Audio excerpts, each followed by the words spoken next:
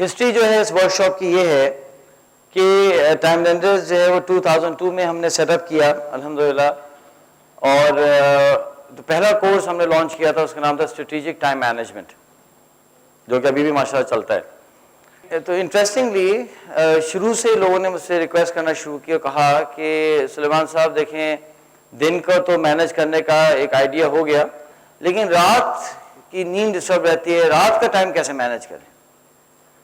تو میں شروع میں جواب یہ دیا کرتا تھا کہ بھئی رات کو کیا کریں گے، بھئی سو جائیں ڈاکٹر صاحب۔ تو لوگ کہنے لگے نہیں وہ سونے میں بھی ڈسٹربنس ہوتی ہے، نیند نہیں آتی، فلاں نہیں ہوتا۔ جب بہت اصرار ہوا تو میں نے کہا اچھا ایک کام کر لیتے ہیں، ہم ایک سیشن کر لیتے ہیں جس میں جو تھوڑی بہت ہمیں نالج ہے ہم آپ کو شیئر کر لیتے ہیں۔ اور میں نے ٹائم رکھا سنڈے مارننگ 9 بجے۔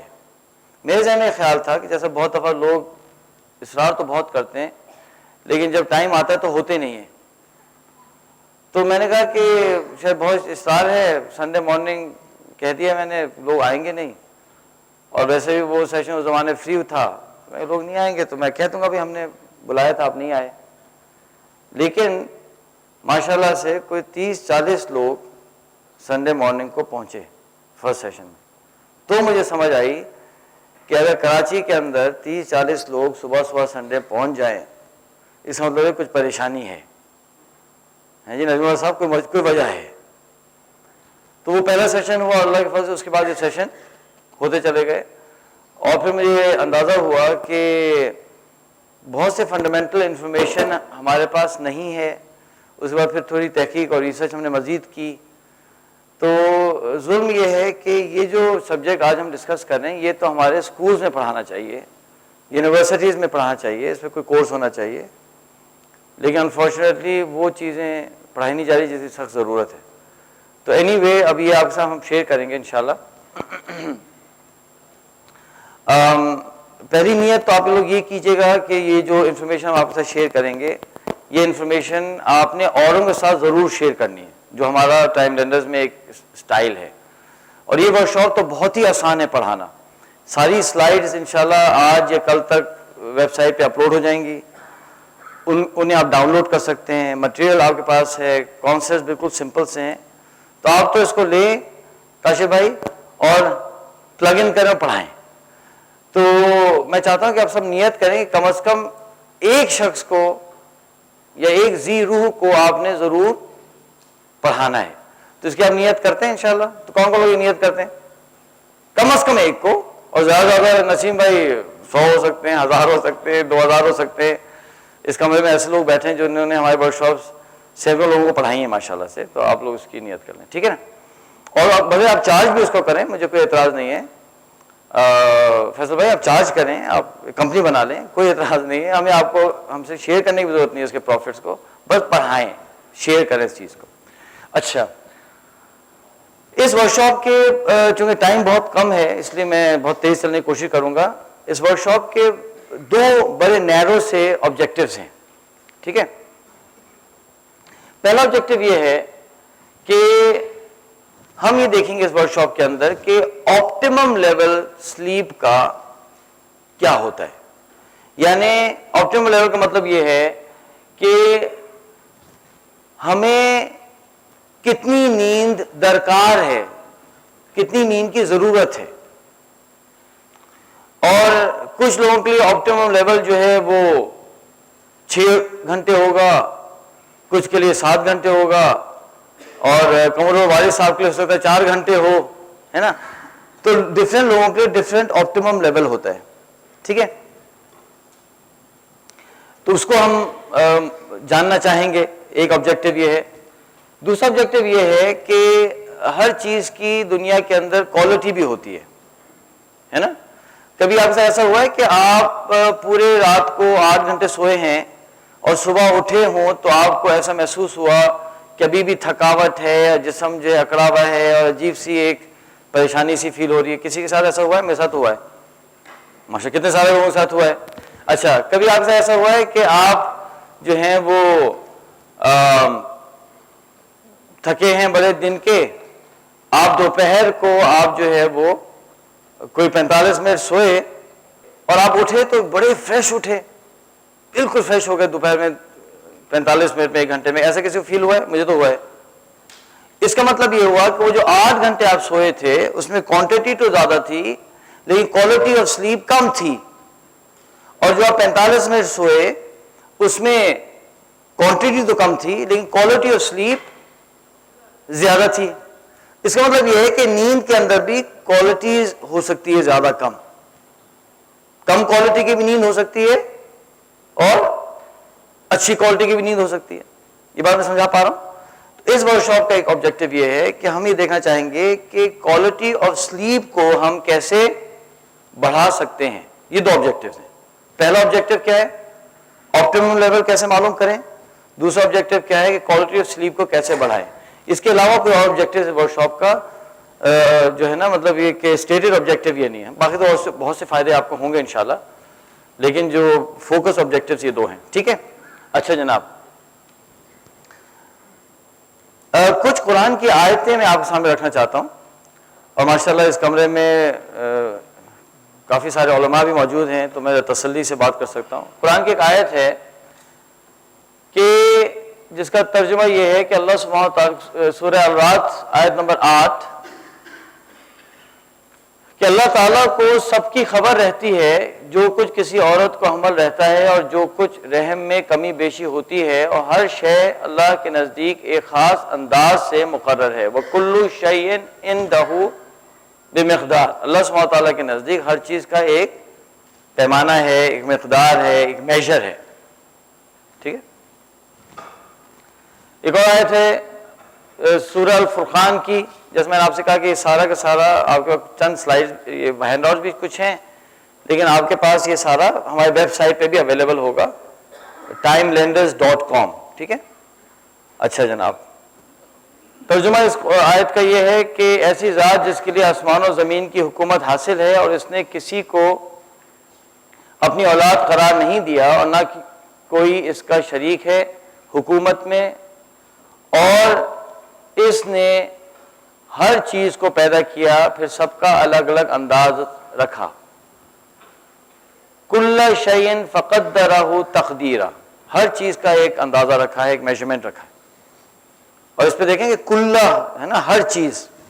آگے چلیں, یہ سورہ القمر ہے آیت نمبر 49. اللہ فرماتے ہیں اللہ سبحانہ وتعالیٰ فرماتے ہیں اِنَّ كُلَّ شَيْءٍ خَلَقْنَاهُ بِقَدَرٍ, ہم نے ہر چیز کو اندازے سے پیدا کیا ہے.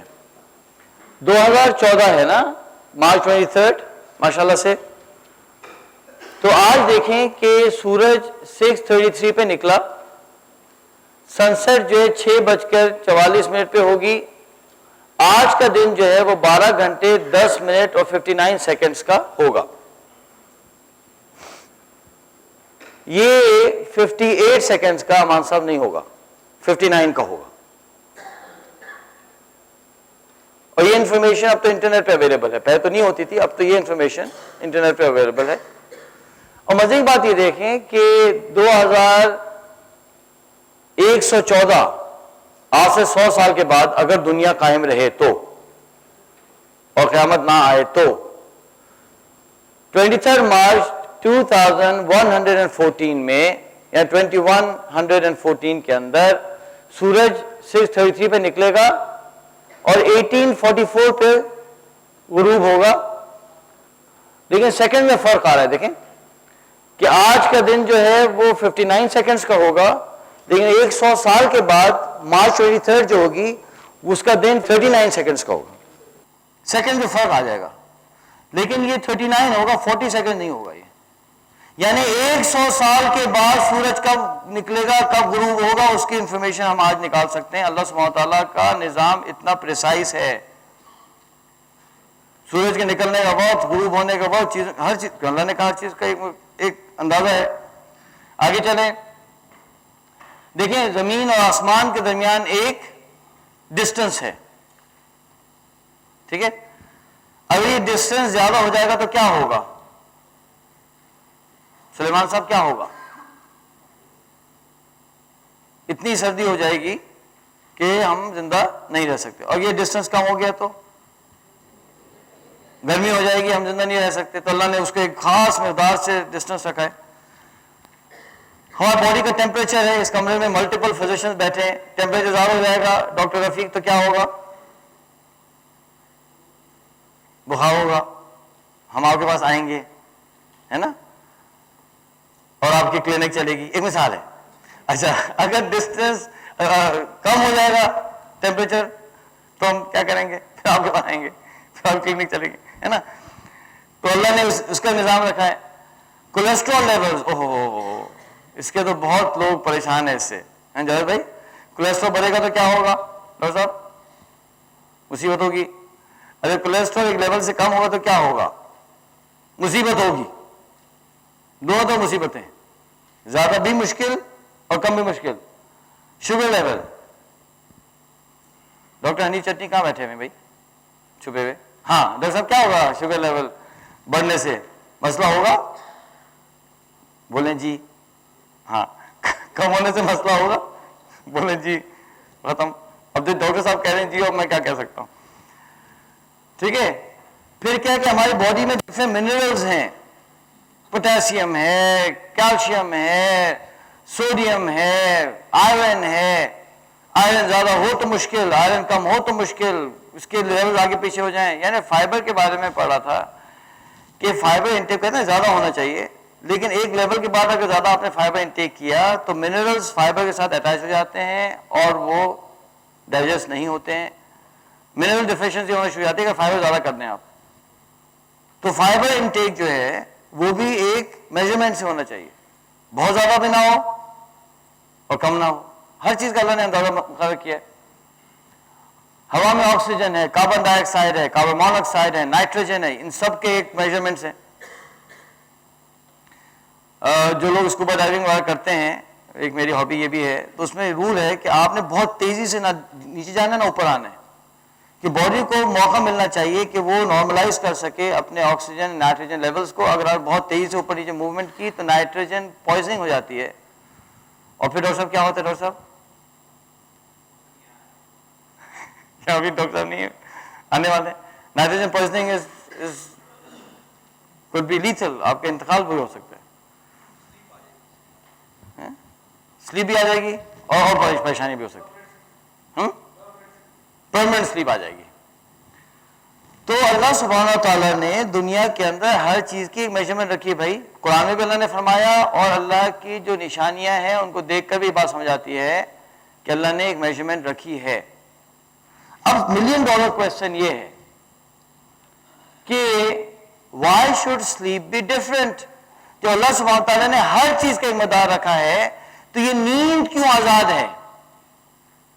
یہ کیوں ہے آزاد؟ یہ سوال ہے. نائٹروجن آکسیجن کا ایک مقدار ہے, سورج نکلنے کا غروب ہونے کی مقدار ہے, کولیسٹرول کی مقداریں ہیں, ہر چیز کی مقداریں ہیں. تو یہ نیند کیوں آزاد ہے کہ جب چاہے سوئیں, جب چاہے اٹھیں, جب چاہے نہ سوئیں, اور سوتے رہیں تو ہمارے روتے رہ جائیں, اور جاگتے رہیں تو 3 دن جاگتے چلے جائیں, اور کچھ مسئلہ نہیں ہونا چاہیے. یہ کب سے ہوئی آزاد؟ تو کامن سینس یہ کہتی ہے کہ اس کو آزاد نہیں ہونا چاہیے. اللہ کی نشانیاں یہ بتاتی ہیں اس کو آزاد نہیں ہونا چاہیے. عدنان بھائی, اللہ کا قرآن, اللہ کے قرآن سے بڑھ کے کوئی ریفرنس نہیں ہو سکتا بھائی. اجمل صاحب, قرآن سے بڑھ کے کوئی ریفرنس ہو سکتا ہے؟ اللہ کے کلام سے بڑھ کوئی چیز نہیں ہو سکتی ہے. اللہ سبحانہ وتعالیٰ کہہ رہے ہیں ہر چیز کے اوپر میں نے مقدار رکھی ہے, تو ہم نے پتہ نہیں نیند کو آزاد کر دیا. خصوصاً اس صدی اور پچھلی صدی کے ہم مسلمانوں نے, یہ آزاد ہو گئی پتہ نہیں کہاں سے. آزاد نہیں ہے, اس کا ایک آپٹیمم لیول ہے. اب کیونکہ ٹائم کم ہے تو اتنی ڈیٹیلز میں نہیں دے سکوں, لیکن جتنی دے سکتا ہوں دے دیتا ہوں آپ کو. جو میری ڈگری ہے وہ ہے 2 کانسنٹریشنز ہیں میری ڈگری کے اندر, الیکٹریکل انجینئرنگ اور سائیکالوجی. انجینئرنگ تو ہم نے مجبوری میں کی, اور سائیکالوجی ہم نے محبت سے کی. تو آپ سمجھ لیں کہ مجبوری کی نوکری اور محبت کی نوکری میں کیا فرق ہوتا ہے. آپ بات سمجھ آ رہی؟ تو بہت بڑی وائڈ باڈی آف ریسرچ یہ بتا رہی ہے کہ اگر آپ ایک آپٹیمل لیول سے کم سوئیں گے تو you are opening yourself up for potential physical and psychological problems. آپ کو فزیکل پرابلمز اور نفسیاتی پرابلم ٹریگر ہو جائیں گے، ہو سکتے ہیں، اور اگر آپ زیادہ سوئیں گے آپٹیمل لیول سے پھر آپ کو فزیکل اور جو ہے سائیکولوجیکل پرابلم شروع ہو جائیں گے، کیونکہ نیند ایک بہت اہم جز ہے ہماری زندگی کا جو اللہ نے بنایا ہے. ہماری زندگی کا کم از کم 1/4 حصہ نیند میں گزرتا ہے. تو کوئی چیز، کوئی ریزن ہوگا نا نیند کا. اللہ سبحانہ وتعالیٰ نے کوئی چیز فضول پیدا نہیں کی. اس کی آیت بتائیے حضرت، اللہ نے کوئی چیز فضول پیدا، ہاں بتائیں، آئے ہاں بولیں.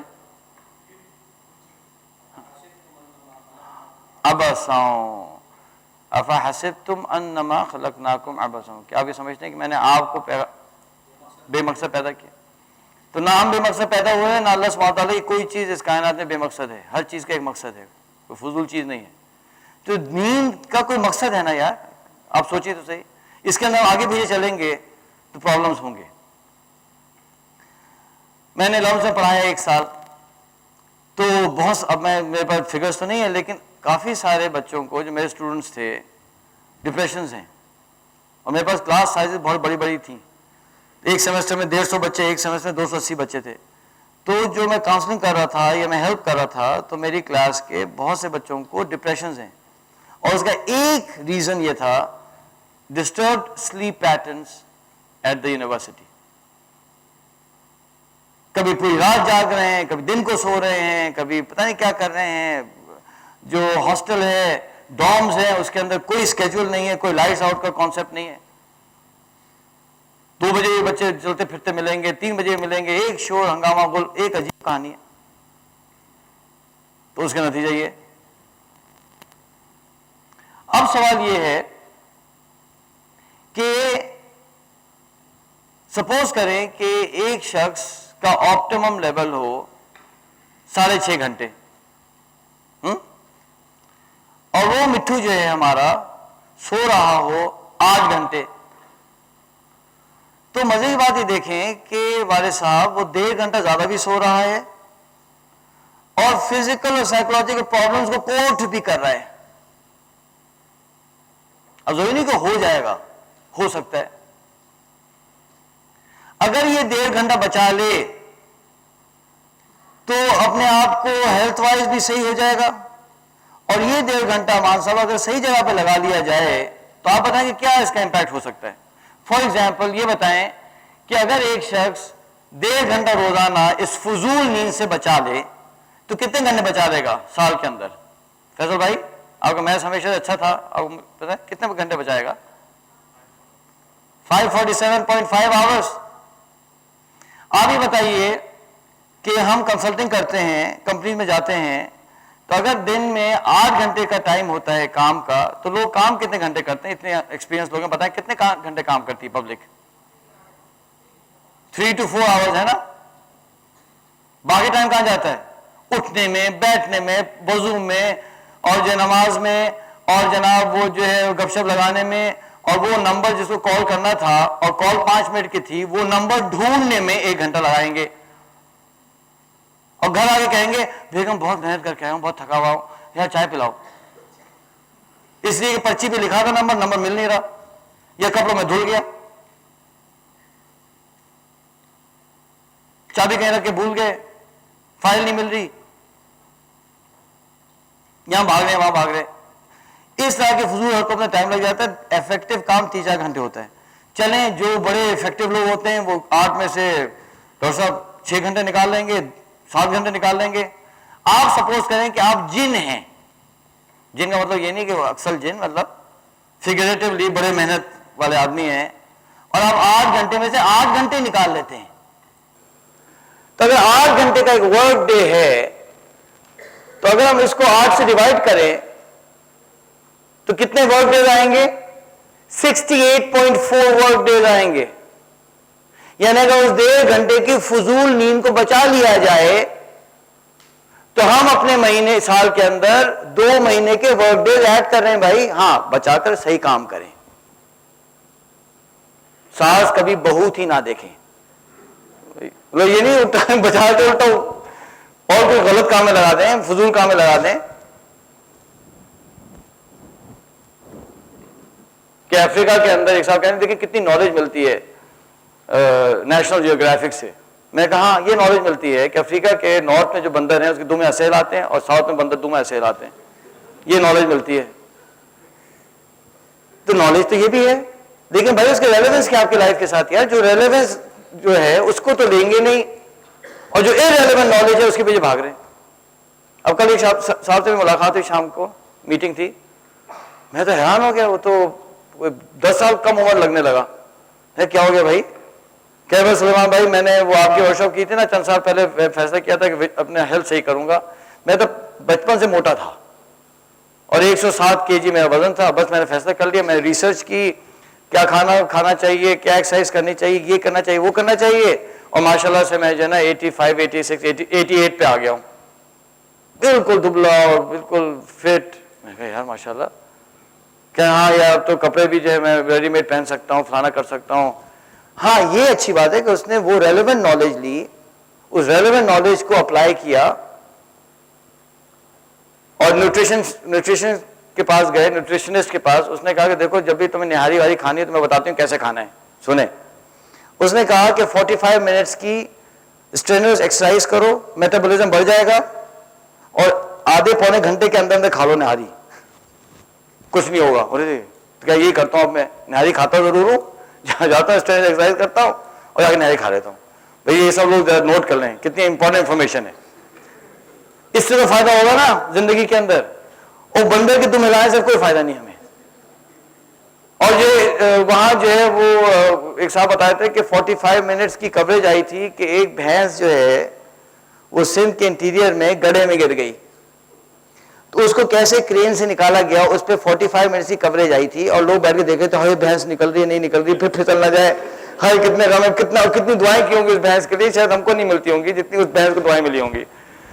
ہمارے ورکشاپ میں تو چند لوگ آتے ہیں, اس کو تو لاکھوں لوگ دیکھ رہے ہیں, تو لاکھوں لوگ دعائیں بھینس لے کے چلی گئی کیونکہ وہ گر گئی تھی. ہاں اگر ہم صحیح جگہ پہ لگا دیں تو تقریباً 2 مہینے کا کام ہم کر سکتے ہیں. بھائی اب یہ بتائیے کہ اس 2 مہینے میں ہم کیا کیا کر سکتے ہیں. ہاں بھائی دانش صاحب آپ کو 2 مہینے ایکسٹرا مل جائے, آپ کیا کریں گے 2 مہینے میں؟ بتائیے جلدی سے سوچیں. میں آپ کو 2 مہینے ایکسٹرا دے دوں, آپ کیا کریں گے؟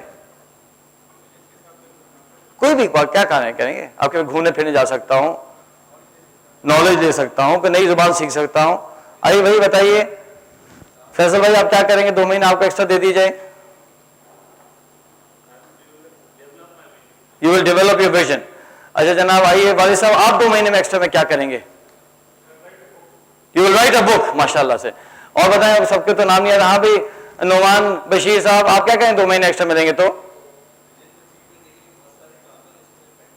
کوئی ایک کام بتا دو یار. نہیں اسکل سیکھ سکتے ہیں. نظر بھائی آپ کیا کریں 2 مہینے ایکسٹرا ملیں گے تو؟ ارے اللہ ایکسٹرا کتابیں پڑھ لیں گے. ہاں جی اور بتائیں جی والد صاحب آپ, سوری جاوید بھائی آپ کیا کریں گے؟ قرآن صحیح کروں گا ہے نا, 3-4 زبیدہ اور کھول لوں گا ہے نا, ٹھیک ہے. اور آپ کیا کریں, آپ کیا کریں 2 مہینے ایکسٹرا ملیں گے تو؟ کچھ پڑھ لیں گے. ہاں خواتین آپ میں سے کوئی بتا دیں بھائی آپ کیا کریں گے؟ ہاں جی کیا کریں گے 2 مہینے ایکسٹرا ملیں گے تو؟ ہیں کیا کریں گی؟ لائبریری بنائیں گی. ہاں ویری گڈ. ہاں جی آپ کیا کریں گے؟ اب بہت مٹھو ہے آپ اتنے سالوں سے کہاں تمدون میں آپ کو. اور اگر کوئی شخص آپ کو 2 مہینے ہر سال ایکسٹرا دے دے یا دینے کا اس کا ذریعہ بن جائے تو آپ اسے محبت کریں گے؟ ہاں اس لیے تو آپ پھر مجھ سے محبت کرنے کے تیار ہو جائیں, کیونکہ انشاءاللہ اگر آپ نے یہ ورک شاپ صحیح طرح سے سمجھ لی تو 2 مہینے نہیں ہو سکتا 3 مہینے ایکسٹرا ملیں. کیونکہ ایک صاحب ہماری ٹریننگ میں آئے تھے, وہ سوتے تھے 8 گھنٹے. مان صاحب انہوں نے جو یہ فارمولا لگایا ان کا آپٹیمم نکل کے آیا 5 گھنٹے. مجھے کہنے لگے کہ یار میں 8 گھنٹے نہیں سوتا تھا, ڈپریشن میں پھرتا تھا, 8 گھنٹے نہیں ہوئے, 8 گھنٹے نہیں ہوئے. یار وہ تو پوائنٹس تھا. اچھا وہ 5 پہ وہ آ گئے, ان کا جو کریئر ہے وہ یوں چل رہا تھا نا, وہ یوں چلا گیا ایسے ایسے. وہ ایک جگہ جاب کرتے تھے, میں نام نہیں لینا چاہتا, ایک جگہ جاب کرتے تھے, پھر انہوں نے ایک انسٹیٹیوشن اسٹیبلش کیا. آج اس انسٹیٹیوشن کا جو ریونیو ہے وہ 4.2 بلین روپیز ہے. آج یہ ساری کہانی جو ہے وہ 5-6 سال میں ہوئی ہے. 4.2 ارب روپے کا ریونیو ہے اس کے گروپ کا آج.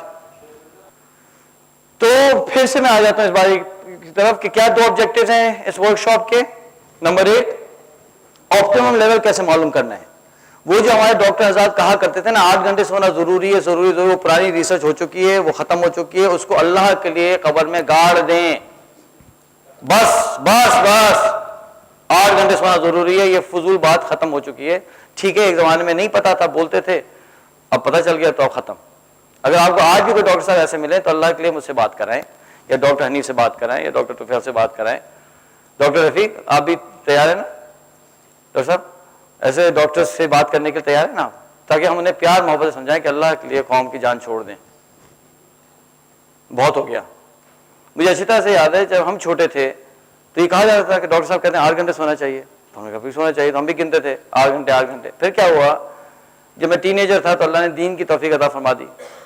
ہم تو اس قابل نہیں تھے لیکن اللہ کا فضل ہو گیا. اب جب میں نے سیرت پڑھنی شروع کی، صحابہ کے واقعات پڑھنے شروع کیے، تو میں تو چکرا گیا. کیونکہ حضور اکرم صلی اللہ علیہ وسلم کی زندگی اٹھا کے دیکھیں، صحابہ کی زندگی اٹھا کے دیکھیں تو ہو ہی نہیں سکتا کہ 8 گھنٹے سوتے ہوں. پاسبل ہی نہیں ہے. عشاء کے بعد سو رہے ہیں، آدھی رات 1/3 رات اللہ کے سامنے قیام اللیل ہو رہا ہے، تہجد ہو رہی ہے. فجر کے بعد نہیں سو رہے، قیلولہ کر رہے ہیں وہ بھی آدھے گھنٹے کا. تو کیسے ہوگا 8 گھنٹے؟ ان کی تو نیند کہیں 4 گھنٹے یا 5 گھنٹے. ہم نے کون سا تیر مار لیا بھائی 8 گھنٹے سو کر؟ وہی بہتر تھے. اور ان کی ہیلتھ بھی ہم سے بہتر، ان کی سائیکولوجیکل ہیلتھ بھی ہم سے بہتر، ان کا ایمان ہم سے بہتر، ان کے بچے ہم سے زیادہ، یعنی ہر کام میں ہم سے آگے، فائنینشلی ہم سے بہتر. زکات لینے کو کوئی مل نہیں رہا دنیا پہ، ان کی جو ہے وہ اجارہ داری. اور والد صاحب ان کی نیوی بلو نیوی، ہماری نیوی ڈیفینسو پہ.